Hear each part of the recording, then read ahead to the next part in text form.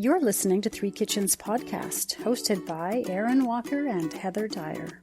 We're friends trying out recipes in our own regular home kitchens. We hope our experiences will inspire you to get creative in the kitchen. Right, we're going to learn to make a quick and easy Spaghetti Puttanesca and a bonus Affogato for dessert. Well, welcome to Three Kitchens podcast, everybody. Yeah. I'm your host, Heather, and here is my co-host, Aaron. Very excited to be here. Very excited. Thank you. Very excited today. Very excited. Thank you very much. I feel like you can tell we haven't recorded in a little while because today we're we're gung-ho for it. Yeah, we're excited to talk about some new recipes. Okay, so for today, interesting that we just recorded part 1 of an Italian recipe that you're doing because I'm also doing something Italian. Oh, and boy.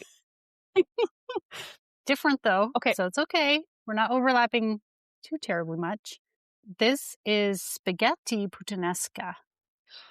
Ooh. So this is like one of those, apparently, I've not made it, but super simple, quick, throw together with pantry item meals.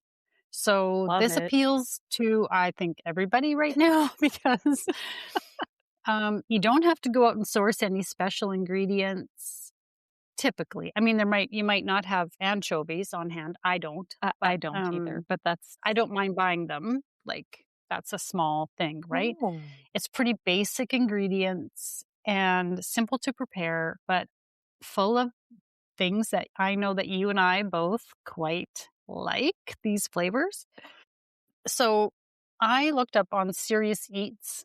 I often, when we're doing a recipe that I haven't done before, I don't know a lot about, I go and just looked at what they have to say in their write-up. People out there who like to complain about recipe blogs with the blurb, big long blurb at the front, I kind of do too sometimes. But Serious Eats is one that I always read. Yeah. Because their research is good and they're entertaining. And it seems informative. Relevant. It's not just like a big long story. It seems like relevant. Like a roundabout. Yeah. So I'm going to read you what it says here. Puttanesca on the SeriousEats.com because I found it entertaining. Okay. Puttanesca literally translates to in the style of prostitutes. Okay. That was not what I was expecting at all. Right? Okie dokie. Yes. Supposedly because the pungent aromas of garlic, anchovies, capers, and olives tossed with pasta were how Neapolitan sex workers would lead customers to their doors. I don't know about you, but okay. I mean, if you're out looking for a good time, is that what's going to draw you in? Is the smell of food? I don't know. This seems a little like... And did they feed them or did they just pump the smells out to bring them in? I was going to say, is this how you got around, taking a girl out for dinner before you go up to her room? She's like, here, we'll feed you, and then we can go do our other thing. Well, I'm just wondering if they ate it all, or if it was just the smell of it drew them in, and then. Well, that seems like a waste of food. If you're... Well, maybe the ladies were eating it for dinner. Maybe. Did you eat some olives and anchovies? That's sexy. It goes on to say, this is one of those stories that seems apocryphal or at least wildly inaccurate. Probably yes. I think that sounds a little far-fetched, I think is what we can say. So now that I've said the basic ingredients. Yeah, I was going to say, I don't actually know what's in this dish. So as you spoke the ingredients there, I was pretty excited. Yeah, garlic, anchovies, capers, olives, tomatoes. So have you ever cooked with anchovies before, Heather? I have attempted to put anchovies into Caesar dressing. See, I think I've that's only it. had anchovy paste. Well, yes, it was paste, to be honest. Like, have you ever opened up a can of fish No, in your house? I've never either. This is really not not anchovies. anchovies, What's right? the other one? We used to call Sardines? it schmelz. Oh, Is that sardines? I We don't used to know. call it schmelz. My son loved to eat them when he was a baby, and I'd just take the little tails off, and he would just eat them by hand. Oh my gosh. Nope, never Um, done that before. Smelts didn't smell appealing to me, so I was like, I'm not eating them, but if you like them. He was a baby, like, little guy in a high The chair. thing you can feed to your kids, right? He liked it. I don't think I've ever bought or cooked with anchovies. Yeah, no, me neither. This is exciting to me. So, yeah, so this will be interesting. Although, okay, so here's, another source where I'm gonna follow the recipe from this, what is this? What format is this? TikTok video. A really cute Italian chef I like to watch on TikTok. This is what I get sucked down lots of rabbit holes on TikTok, but this one is worth going down the rabbit hole, I mean. Um, Francesco Matana, his name is. You just He's you're adorable. just kind of running over your I words a know, I'm little just bit here. You're just getting a I'm little bit, having whew. whew, look at him though, if you're watching the video. Is he not adorable? He's so Adorable. cute. So he has really good descriptions of how to make something, and he shows. So this is a very easy recipe. Heather's tuning in for the articles. Yes. Yeah, I'm that person. Okay. And I did notice that someone in the comments asked him for a vegan, or I guess vegetarian, it would be, alternative to the anchovies. Oh, And he suggested you could use a sun-dried tomato, which would give you a similar umami kind of okay. flavor. Not quite the same, but if you didn't want the fish. So, just if you're turned off by the fish, or you can't eat fish or whatever, Yes. there's an option. I'm gonna do my best with the anchovies despite being a little unsure about it, Yeah. and we're gonna see what we think. We're gonna try to make it authentic like Francesco says to do it. Okay. Don't lead me astray, Francesco.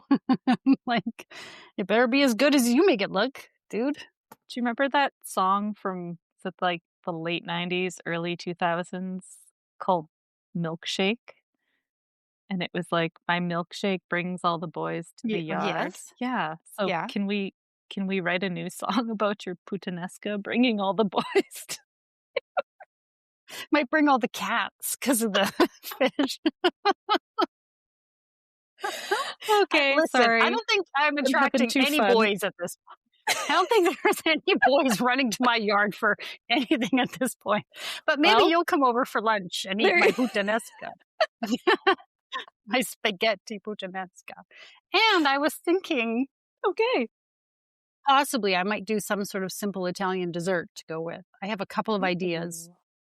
One's like super duper simple, and then the other is a bit more work. So it's going to come down to how I feel on the day that I decide to cook Love and it. what I feel like making. Yeah. Love it. Yeah. So stay tuned to that for that too. Gosh, I hope people stick through the episode despite it's like, did I have too much espresso this morning? That's very possible.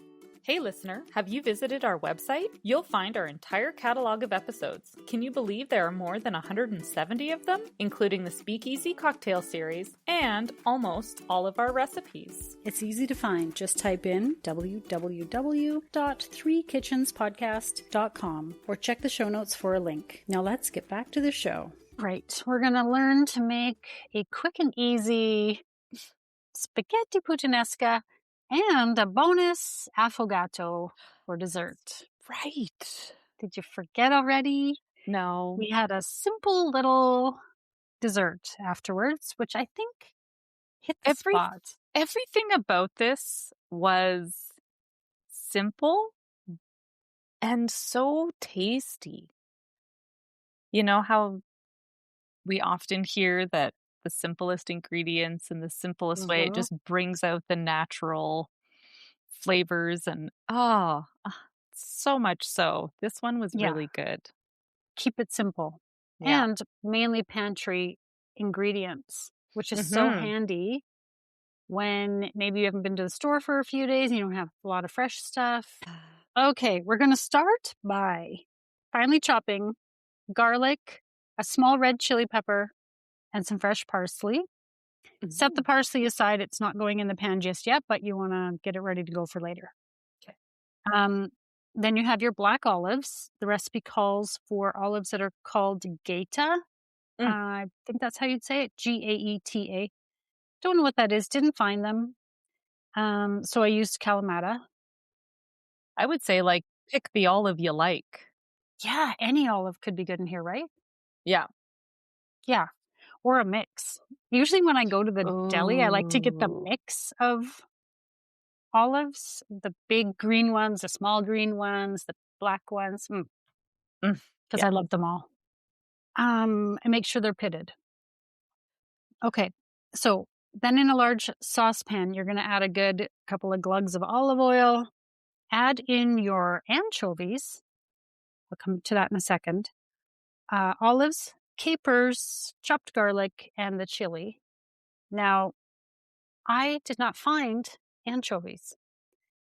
I I looked know.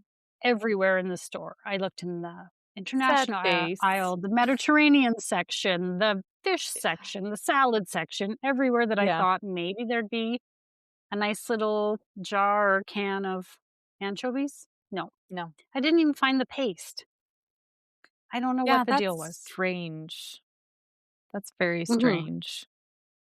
So, as I mentioned earlier in the episode, thankfully, someone had asked how to make this vegetarian Ah. because he had suggested to use sun dried tomatoes if you don't have anchovies or can't eat Mm. them.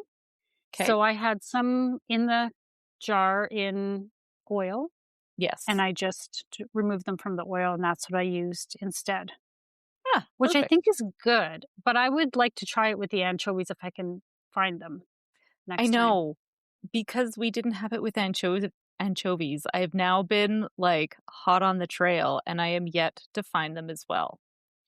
Yeah, But weird, right? when I do, I will put them into my rotation and make this and not tell anybody what's in there. Yeah, don't tell them. But I want to No, just give it a try I because really would too. And I I do have wonder what the difference anchovy would be. paste in my fridge. You could have borrowed it, I guess. I never even thought I coulda. How much would you use for 5 anchovies? I don't know. Maybe on the tube it says an The tube equivalent? says, oh, on the box that the tube came in, I cut it out because it had stuff written on it Oh, that I was like, "Oh, this might be important," and I stuck it in my, binder of recipes. So maybe I can look hmm, on that and figure that out. I would say probably not a lot because that anchovy paste is quite salty. So, like, yes. 5 anchovies, I'm thinking, like, half a teaspoon of anchovy paste, maybe a teaspoon? Like, Okay. because they would just Yeah, be diced up really tiny, right? They're just essentially little salty flavor chunks. I guess. Uh, Five's not yeah. that much, Doesn't I'm seem like it would be thinking. because they're really small. Yeah. But again, Okay. I've never seen an anchovy come from a tin before or one in the wild. So, I know That you nothing know of. that I That you know of. know Nope. of. Okay, so we have with our olive oil, we have anchovies, olives, capers, Mm. chopped garlic, and chili. We're going to cook that for about 2 minutes until it's fragrant. Then we're going to lower the heat to medium low. We're going to pour in canned cherry tomatoes, which I did find I didn't know because you could normally buy I that. buy whole or crushed or sauce. Like, I don't know, but you can find Huh. cans. I think they were the Mutti. What's Oh, that yeah, yeah. brand? Mhm. Yeah, so that was handy. And then you're gonna simmer with the tomatoes for 10 to 12 minutes, stir it occasionally, and then you want the tomatoes to start to break down, but retain Mm. their shape for the most part. Gotcha. Now you're going to cook some spaghetti. Um, we had gluten-free spaghetti because we had a friend join us for lunch and she Mhm, is celiac. So we had gluten-free spaghetti. It was very good. mhm, And cook until al dente. And then um, before you drain it, keep a little bit of the water out in case you need to thin your sauce. mhm, Um, and that's all you're going to do. So you're going to put your cooked pasta into your olives, capers, tomato sauce and kind of toss it. And if you need to thin it with a little bit of pasta water, do that. And put your chopped parsley in there now. ah, yes. Stir it all in. And that's it. That's it. Voila. Then plate it. Voila. I don't know what the voila is in Italian. Buongiorno. No, not buongiorno. I have to, yeah, it's just a kiss. Just the kiss. Mwah. No idea. Bellissima. Mwah. I don't know. I No idea. But, anyways, that's all you do. It is so simple. mm, You kind of can't go wrong if you just adjust the flavors. mhm. Like, I love olives and capers Mm. both, and they're both those little salty Oh, bombs of yeah. deliciousness. I probably wouldn't even measure them. I'd probably just like, that looks like enough olives. Oh, throw in the whole thing of capers. Like, Yeah. so The more the delicious. merrier is really the way I feel about those. Yes, and you had Mhm. that little dish of olives on the table, and I was just like, "Oh, I'm just gonna Because you, have another one. Oh, I'm 'cause just you gonna can't have have enough. another one." Hmm. They were really good. I love this for the flavors in it. I didn't know you could get the whole cherry tomatoes like that. That's really I cool. know. See, I would have probably, if I'd just been making it not for the podcast, I probably would have looked at this recipe and been like, oh, I've got like a basket of cherry tomatoes. I'll just like Mhm. toss those in there Yeah. and maybe even just cut them in half Yeah, exactly. and toss them in. That's probably what I would have done. And I think that would be good too if you just happen to have Yeah. fresh cherry tomatoes and you don't mind the skin, because I don't mind the skin and Yeah. nobody complains about it here. So, Oh, but the nice. good thing with the canned cherry tomatoes is they're kind of there's a bit of a sauce. Ah, It's yes. not just tomato, it's like saucy. So then you're Right. getting the liquid and it does make more of a sauce for your spaghetti. Mhm. So Mhm. good. And I would say I always add in a little bit of my cooking water for my pasta when I put a sauce with my pasta because they Mhm. say it helps for the to like take the sauce and the oil. The starch in your cooking water helps create an emulsion that marries or sticks that sauce to your pasta. So it's not just for thinning purposes. They say a vigorous stir for like a good minute or two to really like froth it up, kind of like when you think when you make like when you whip cream or if Mm. you're crazy and making mayo by hand, creating that emulsion with your pasta sauce with your starch and your oily sauce is the magic. Okay. I'm Okay. I'm So maybe crazy about it. you are crazy, one crazy lady. Maybe you add the water in, get the sauce mixed up before you add your noodles into it. No, altogether. Oh, okay. Altogether. Okay. I'm I'm the Okay. my family knows I'm always like, "Save the pasta water." Like, anytime we're making anything, the pasta water. Everyone is well trained. "Don't forget the pasta water." See, in our house, we often put the noodles on the plate and the sauce on top. We don't always, like, pre-mix, because then you get how many like, the ratio you want. I don't know if this was something we started when the kids were little and they might Right. maybe wanted less sauce or I don't know. Yeah, yeah, yeah. There's certain spaghettis I like a meat spaghetti, I'm not doing that. Yeah. But, like, I make a spaghetti that's got a very basic garlic, tomatoes, oregano, and a little bit of wine. Like, it's a really simple Mm. pasta sauce, Mhm. and with that one, you have to have the starchy cooking water.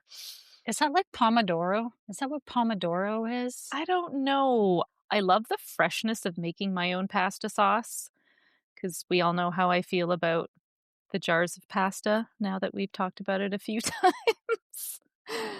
And yeah, I love that fresh tomato sauce. Yeah. And when I make my homemade mac and cheese, that starchy cooking water's gotta be in there to get that cheesy, oily sauce to mix in with my pastas.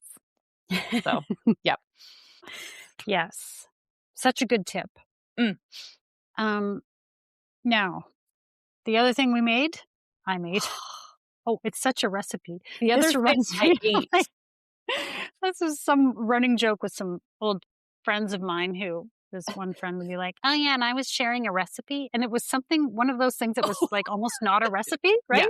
Yeah. Yeah, Because yeah, it's yeah. so basic." And I go, "Well, I mean, it's hardly a recipe." And she like for years she will tell this story in front of me, of course, in front of Of people. course. Of Oh, course. and then Heather says, Well, it's then hardly a recipe.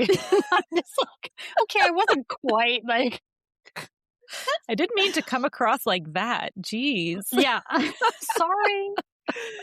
I'm just trying to say it's like really simple. But anyways, affogato is hardly a recipe. Okay. So you scoop vanilla ice cream with espresso on poured over, and that's your dessert. I do have a tip though for Mm, this non-recipe recipe. mm. Scoop your ice cream ahead of time into your Oh, bowls okay. and put it in back into the freezer because you don't want it sitting. Because sometimes just to scoop it, you've got to let it sit at room temperature a little bit just so you Yes. can scoop it out. Yeah, yeah. And then if it's sitting while you're making espresso, it's getting softer. You Right. don't want it to turn to soup. You want the ice cream to still be super Gotcha. cold when you put your espresso on top. So what I did was scooped it out earlier in the morning, put it back in the freezer, and then made my Mm. coffee and then pulled out the bowls and poured the coffee onto the ice cream. Okay. And what kind of ice cream did we have? We had vanilla, lactose-free vanilla Okay, I was gonna Chapman's ice cream. say, did you get a dairy alternative, but you got the Mm, lactose free? Okay, yeah. I was curious. You knew there was something different I about it, was like, probably. we're not eating like 100% ice cream here, or Heather's making some really bad choices. I could have given it to you guys. Yeah, I wasn't sure. Like, I is could this have. regular ice cream and she's eating something different? I was kind of spying you out, but I didn't want to say anything because I wanted to save it for our for our No, just discussion. lactose free. Oh, okay. Chapman's Mm. vanilla ice cream. But you could do any flavor of ice cream you want Well, if you you want to could, switch it up. but vanilla and Mm. coffee. Oh, yeah, you're killing it with that coffee machine. Well, So, why have I not eaten this before? It was so good. I don't think I've ever eaten yeah. espresso on vanilla ice cream. Now I want to eat it every day. It's like it's a problem. I'm gonna have to have ice cream for breakfast because that's when I usually have my coffee. Okay. Okay, Okay. thanks for your sign off on that. Check. 100% approved. This is This is so good, so simple and so good. I had no idea that that's what I've seen affogato on many, many menus and been like, I have no idea what that is. Now you know. I looked up what affogato translates to, and apparently it means drowned because you're drowning your ice cream in coffee. Right. So we shouldn't name our cats affogato. Right. Maybe in Spanish it means something different, like for gato could, Right. you know, Oh, no. maybe if you had a Anyway. really fluffy cat, you could call it afrogato. Oh, that's awesome. I love that. Yes. Affogato. That's so cute. I Now I really want a want a big cat. yeah, you do. I really. Mm. Well, here you go, everybody. A super easy pantry staple lunch. Add a little tossed salad or something with it, and you've Oh, got a yeah. meal and super easy. Love it. Go make it. Thank you. This is going into rotation. Very good. And now for the fine print. Links to recipes and other things we talked about in this episode can be found in the show notes or on our website, www.threekitchenspodcast.com. Come say hello on Instagram, Facebook, Threads, YouTube, and TikTok. We'd love to connect. And if you enjoy the show, pass it on. Word of mouth is the #1 way people learn about new podcasts. Thank you so much for listening. I can admit I don't read the articles. It's fine. I can own that.